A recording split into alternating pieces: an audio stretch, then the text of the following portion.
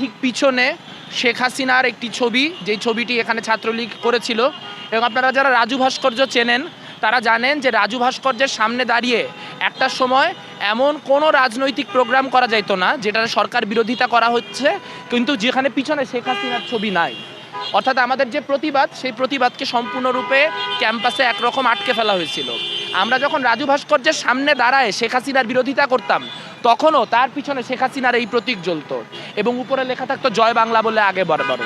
কিন্তু আমরা দেখেছি গণঘৃণা, গণক্ষোভের শিকার হয়ে এই যে শেখ হাসিনার ছবি, সেই শেখ হাসিনার ছবি জনগণ কী অবস্থা করেছে। এবং আপনাদের মনে করিয়ে দিতে চাই, সেটি কিন্তু 5ই আগস্টের পরে শুরু হয়নি। আপনারা যারা ক্যাম্পাসে কাভার করেন আপনারা জানেন 3রা আগস্ট যখন কিনা সারা দেশে শেখ হাসিনার পতন ঘটেওনি, তখন কিন্তু ঢাকা বিশ্ববিদ্যালয়ের শিক্ষার্থীরা এবং ঢাকা বিশ্ববিদ্যালয়ে আগত অন্যান্য শিক্ষার্থীরা মিলে 3রা আগস্ট এইখানে শেখ হাসিনার যেই ছবি, সেই ছবিতে জুতা মারছে, সেই ছবিতে ইট মারছে, সেই ছবির প্রতি যে না আগস্ট ঠিকই বলতেছি, এই জায়গায় 5ই আগস্ট শেখ হাসিনার পতন, 3রা আগস্ট থেকে এটা শুরু হয়েছে। এই জায়গাটা কিন্তু সম্পূর্ণরূপে শিক্ষার্থীরা মিলে জুতা মেরে বলেন, কাদা ছুঁড়ে বলেন, তাদের যে এই প্রতীকের প্রতি ঘৃণা, সেই ঘৃণা তারা দেখিয়ে দিয়েছেন। আপনারা জানেন যে আজকে শেখ হাসিনার জন্মদিন। শেখ হাসিনা বাংলাদেশের ইতিহাসের সবচেয়ে বড় ফ্যাসিস্ট, সবচেয়ে বড় স্বৈরাচারী।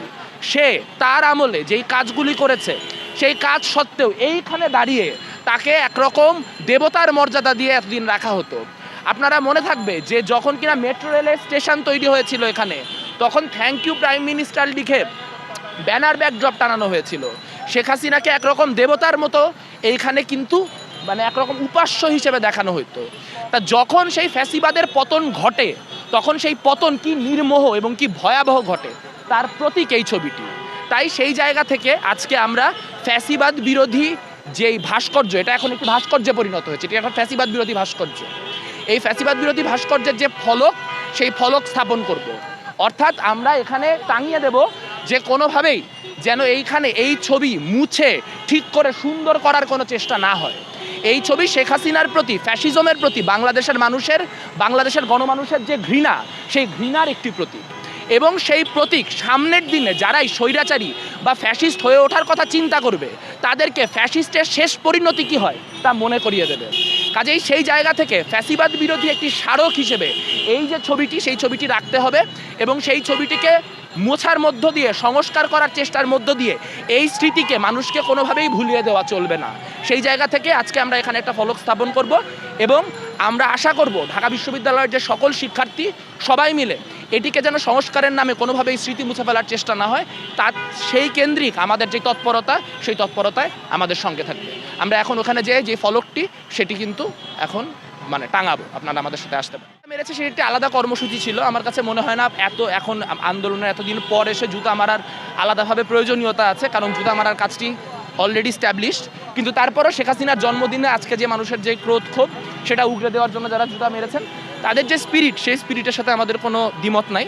কিন্তু আমরা আসলে মনে করি যে এখন যেটা গুরুত্বপূর্ণ, সেটা হচ্ছে অলরেডি যেই গণঘৃণা 5ই আগস্টের আগেই, অর্থাৎ শেখ হাসিনা ক্ষমতায় থাকা অবস্থায় মানুষ উদ্গীরণ করেছে, সেই ঘৃণার যে স্মৃতি, সেই স্মৃতি যাতে কোনোভাবেই মুছে না যায় তা নিশ্চিত করার যে লড়াই, সে লড়াই আমাদের করতে হবে। এবং তারই অংশ হিসেবে আমরা আজকে এই ফলকে একটি স্মারক দিয়ে যাচ্ছি, যেটি টাঙানো থাকবে এবং বলা থাকবে যে এটা একটি পাবলিক প্যাক্ট, এটা জনগণের চুক্তি, যে এই ফলক বা এই স্মৃতি যাতে কোনোভাবেই না। পরিষ্কার করার চেষ্টার তো কোনো দরকার নাই, এখানে তো এমন কোনো সমস্যা নাই। এটা যেভাবে আছে সেটা থাকলে সমস্যা কী?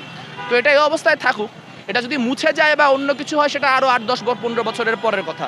তখনকার যারা সময়ের, তারা সিদ্ধান্ত নেবে তারা কীভাবে এই ভাস্কর্যটিকে বা এই প্রতীকটিকে বাঁচিয়ে রাখতে চান। কিন্তু এই মুহূর্তে এটা ফ্যাসিবাদের বিরুদ্ধে মানুষের যে ক্রোধ, সেই ক্রোধের প্রতীক। কাজে সেই প্রতীক মোছার কোনো চেষ্টা করা যাবে না। হ্যাঁ, এটা যদি কেউ সংস্কার করার চেষ্টা করে, যদি এটা কেউ মুছে দেওয়ার চেষ্টা করে, তাহলে বুঝতে হবে সে নিজেও আসলে এই যে ফ্যাসিজমের যে স্মৃতি, সেই স্মৃতিকে মুছে দেওয়ার জন্য কাজ করছে। কাজে এটা হইতে দেওয়া যাবে।